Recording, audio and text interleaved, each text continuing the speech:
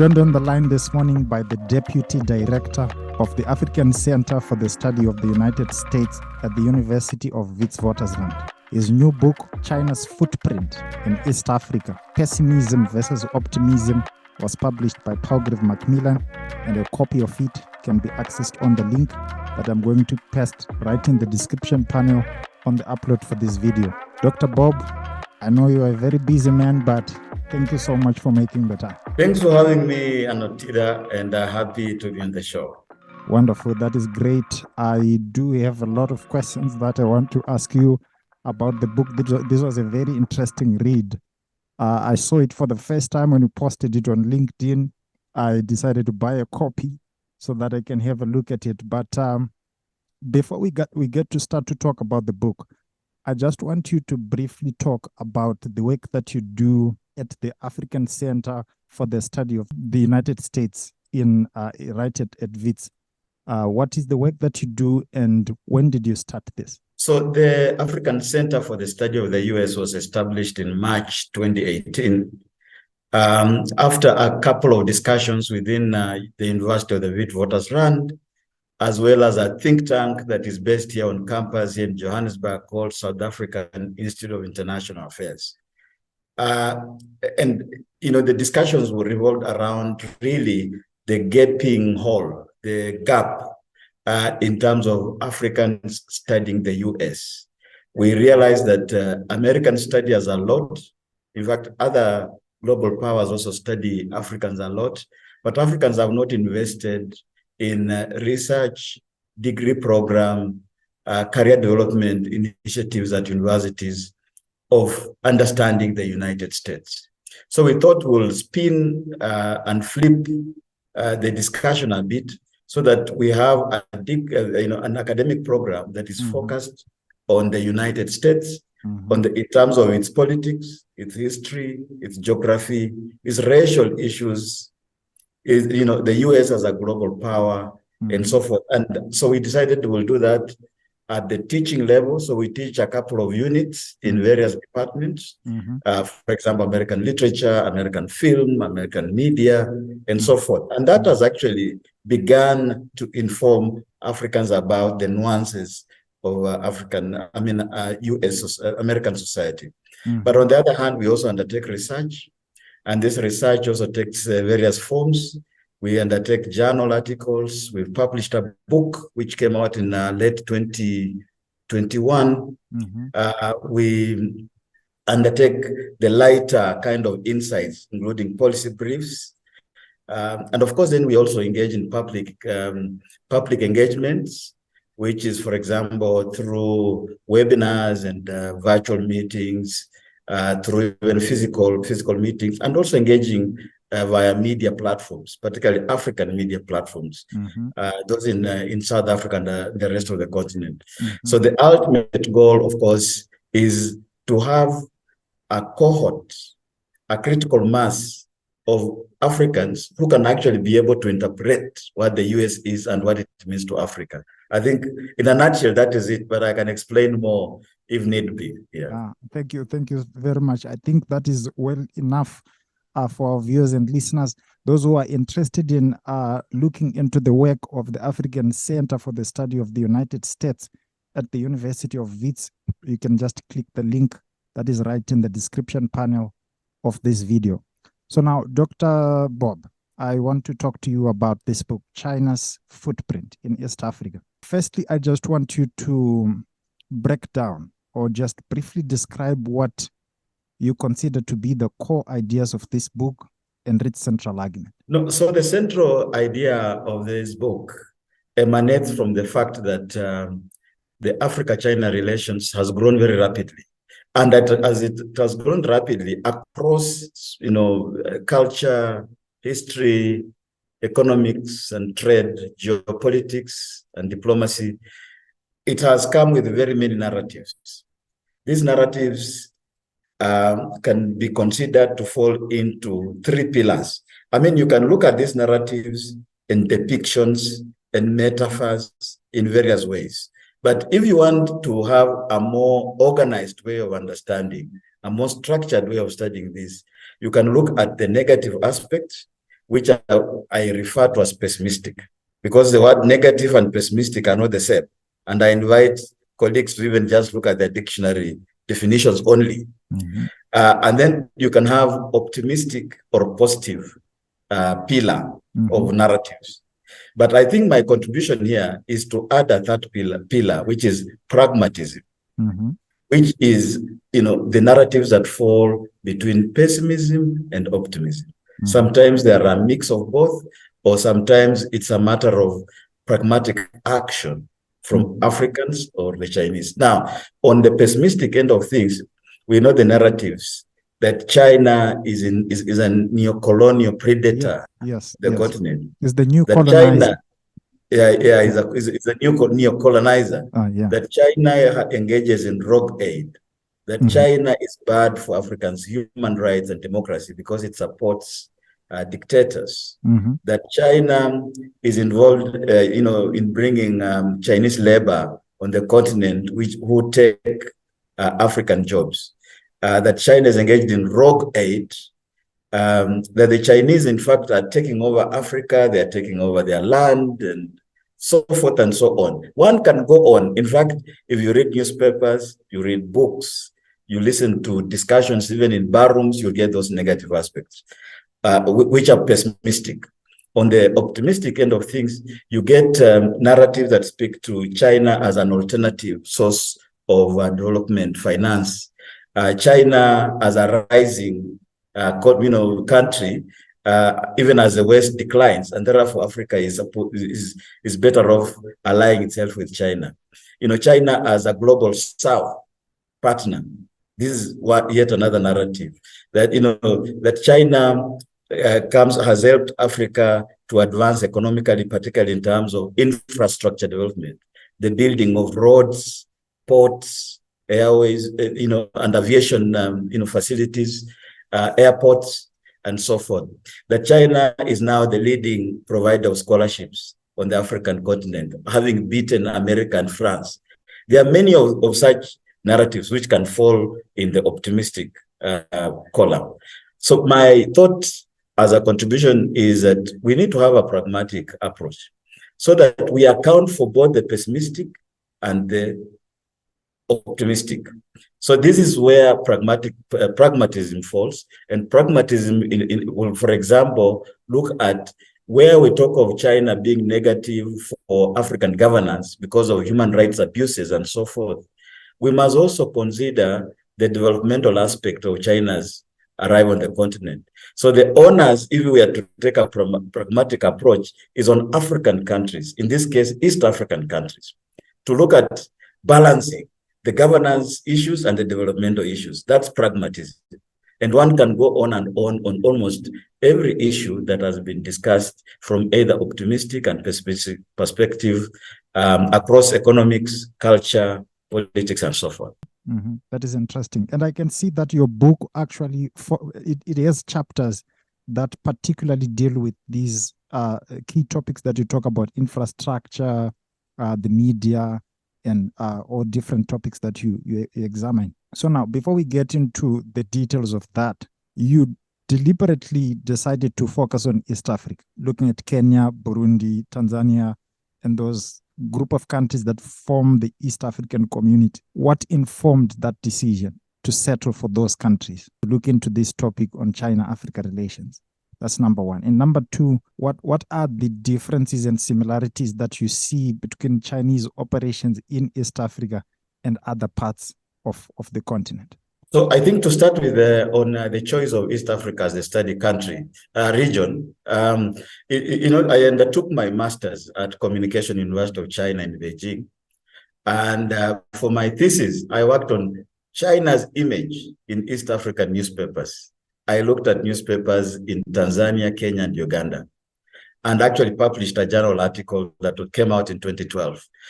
So this is where this book actually began, from that journal paper. And so it was a continuation of that. But even more substantively, my argument, which I make in the introduction, is that there are various approaches of studying China in Africa. You can take a continental approach, as some have done, but it's very unlikely that you are going to cover all 55 countries almost equally with nuance and precision.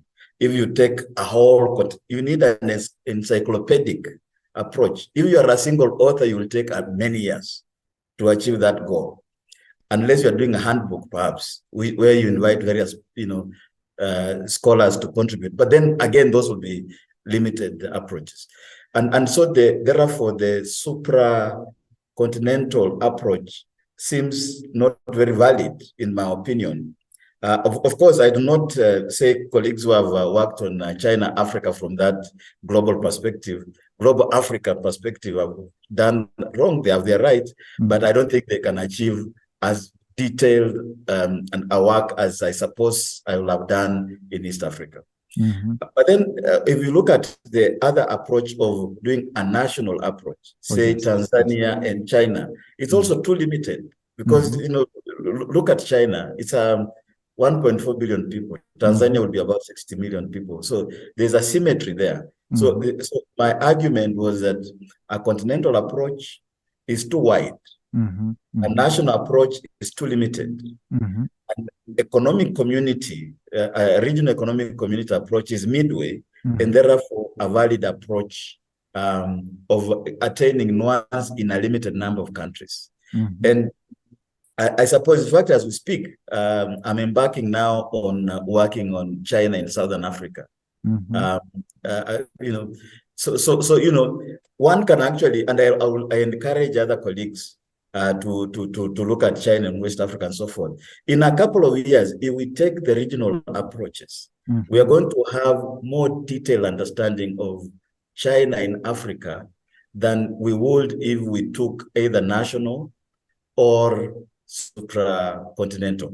That's the first the argument that I make.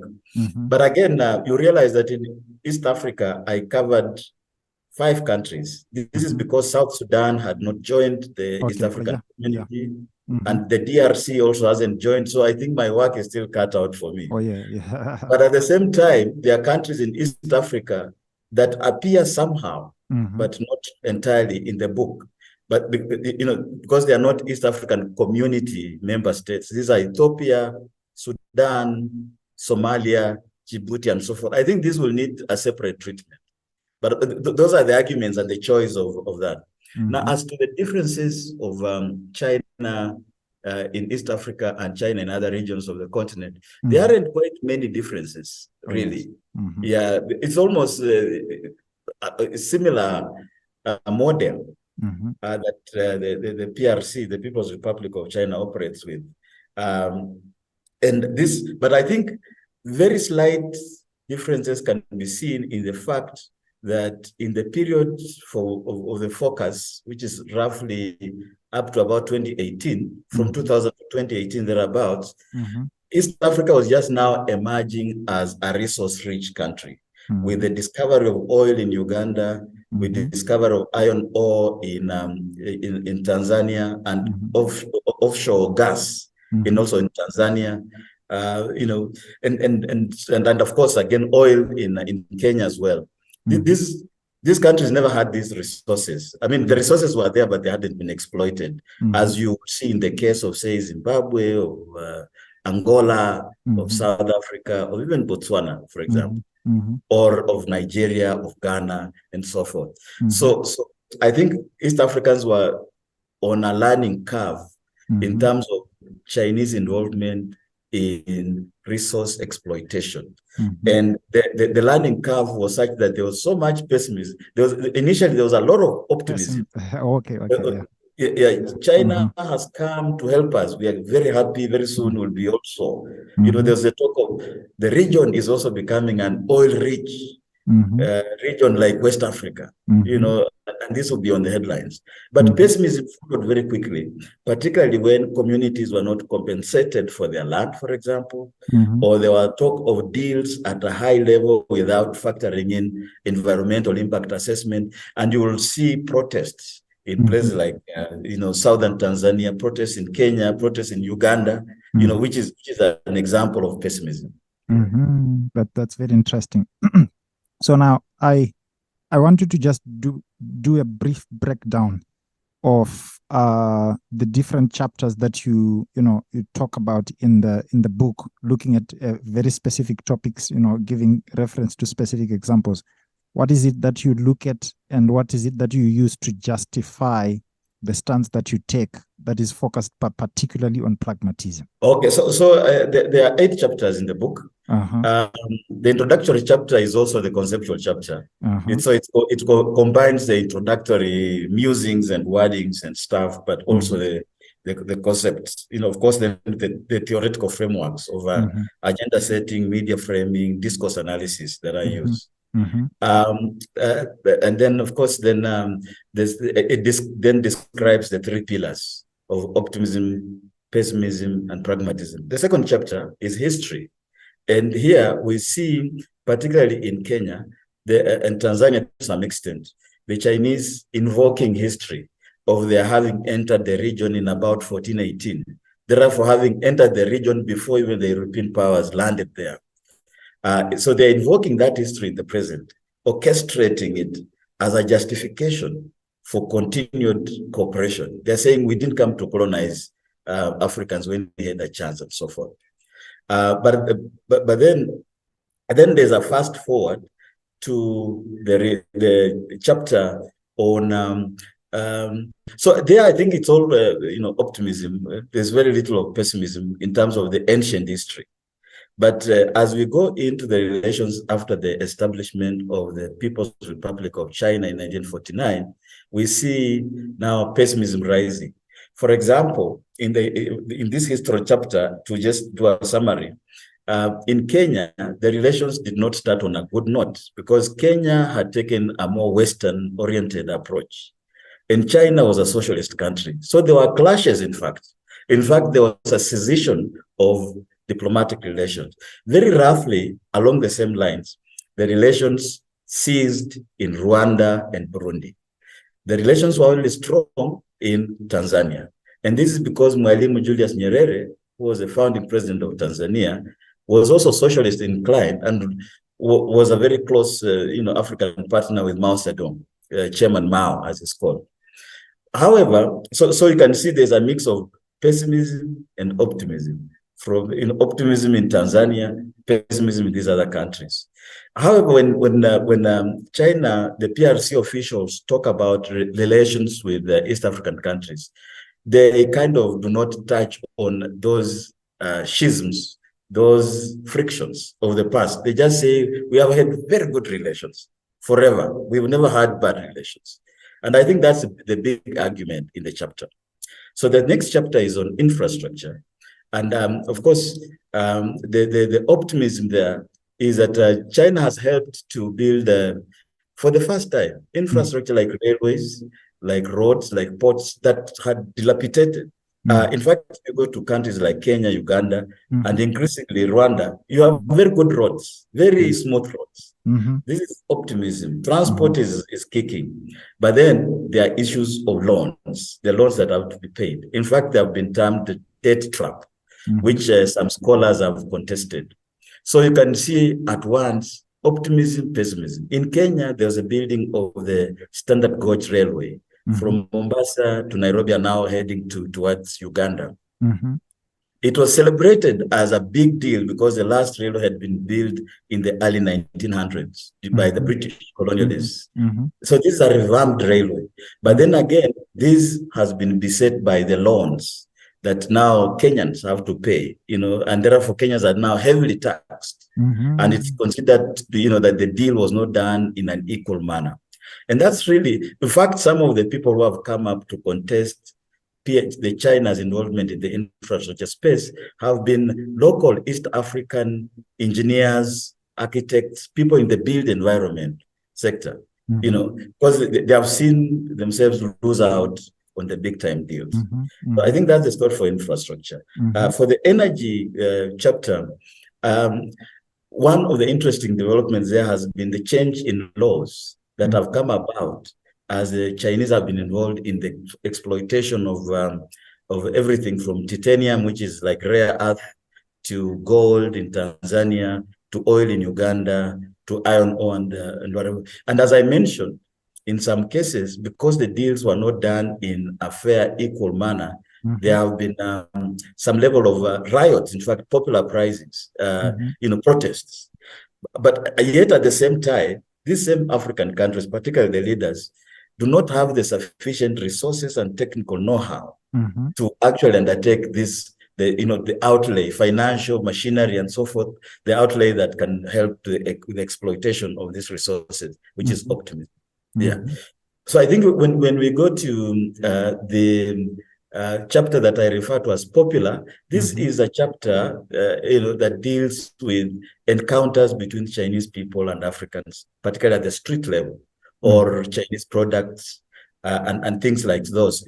There's been talk of, for example, ivory poaching. These have actually given China of all the chapters or issues. This is an area where we see China in a very negative position. Because these are actually protests of cheap Chinese labor goods, protests against Chinese involvement in ivory poaching, because this country also wildlife, rich nations. Yeah, but what we've seen also is that the Chinese then come in to say, no, look, we are not responsible for criminal activities, particularly Chinese diplomats, or where there's talk of cheap Chinese products, which are not high quality, poor quality. They come in to say, made in China comes in various forms, and some of them might be low, but some are very high, and so forth, to try and undertake some kind of public diplomacy, some kind of branding, and so forth.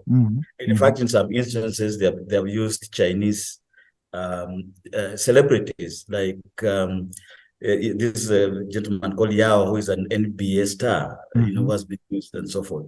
And that's the popular chapter. The media chapter it essentially deals with the Chinese coming up with their own media in East Africa, particularly in Kenya, Nairobi being the hub of Chinese media, so that they could tell their own story with the understanding that the story of China in East Africa had predominantly been told from the West. And I think the final chapter on culture talks pretty much on the Confucius Institutes, which have also spread quite fast. Oh, yeah, language and so forth. And again, there's a mix of pessimism and optimism there. And optimism. Wonderful. That is very great. Now, let's just finish this off with a conclusion. What would you say is your overall conclusion of this whole discussion that you make of these different topics and your conceptualization of pessimism versus optimism? No, I think in fact, the title of the book ought to have been Pessimism, Optimism, and Pragmatism. But the editors, keeping an eye on the length so that it's not too long, decided not just put it that way. But that is actually where my conclusion lies. From an East African perspective, East Africans, speaking for East Africans, because I think the Chinese can speak for themselves. They have to speak for East Africans. And speaking for East Africans, the focus should not be entirely on pessimism or entirely on optimism.